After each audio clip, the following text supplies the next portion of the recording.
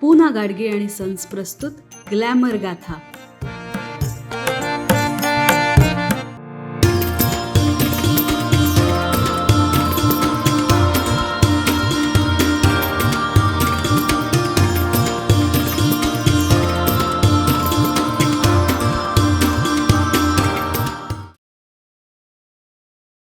नमस्कार.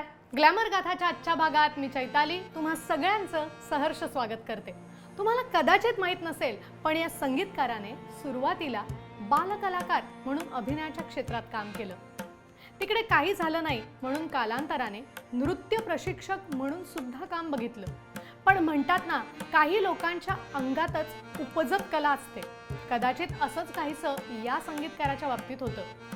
त्यांनी संगीतबद्ध केलेली गाणी अगदी आजही रसिक श्रोत्यांना भावुक करून टाकतात.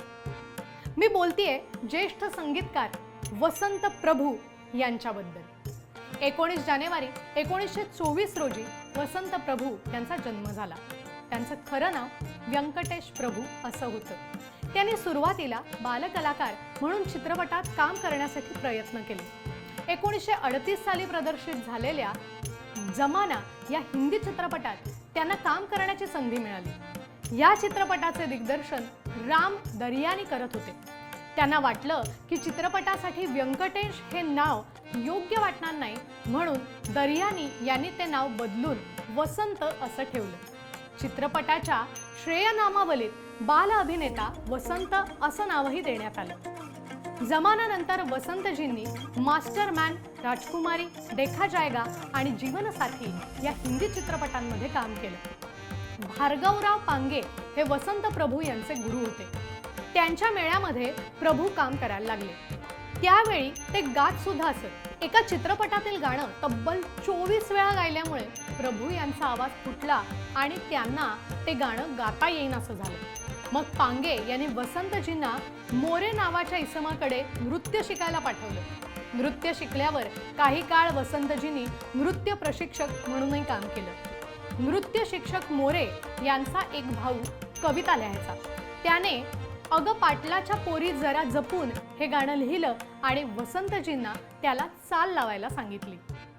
HMVने त्याची ध्वनिमुद्रिका काढली. प्रभू यांनी काही काळ HMV मध्ये संगीत दिग्दर्शक म्हणून नोकरी केली. HMVचे कामेरकर यांनी प्रभूंची सुरांवरील पकड ओळखली होती.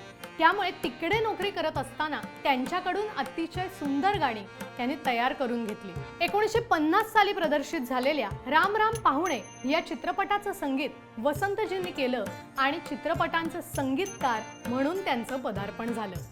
याच चित्रपटासाठी त्यांनी नृत्य दिग्दर्शनाचंही काम केलं होतं. त्यानंतर वादळ, घरबार, कुलदैवत, दिसते तसे नसते, देव जागा आहे, बायकोचा भाऊ, शिकलेली बायको अशा अनेक चित्रपटांसाठी त्यांनी गाणी संगीतबद्ध केली.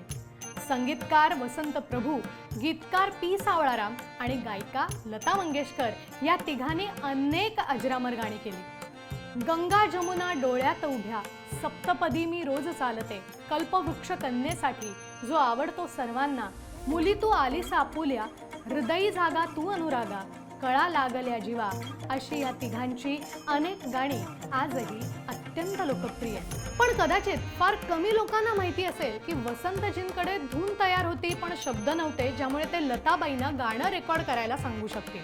एकदा रेल्वे स्टेशनवर P. सावळाराम यांनी एका नवविवाहितेला आणि तिच्या आप्तेष्टांना रडताना बघितलं. मग त्यांना गंगा जमुना डोळ्यात उभ्या हे गाणं सुचलं. त्यांनी ते लिहून लगेच वसंतजींना दाखवलं. त्यांना ते इतकं आवडलं की लगेच धून फायनल करून त्यांनी लता दीदींना ऐकवली आणि अशा प्रकारे या त्रयींची गट्टी जमली आणि एकापेक्षा एक सर्रास गाणी रसिकांना ऐकायला मिळाली.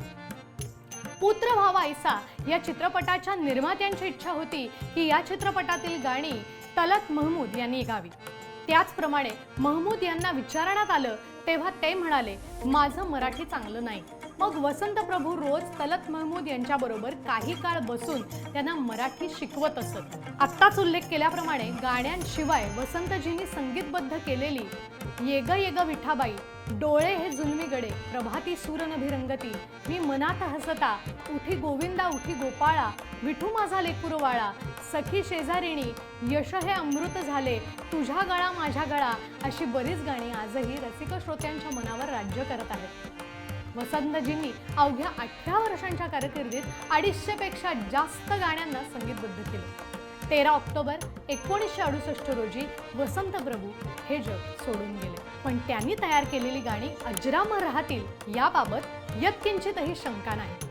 तुम्हाला वसंत प्रभू यांचं कुठलं गाणं अधिक आवडतं हे आम्हाला कमेंट करून नक्की सांगा. आपण भेटूया पुढच्या भागात. आत्ता निरोप घेतेय. नमस्कार.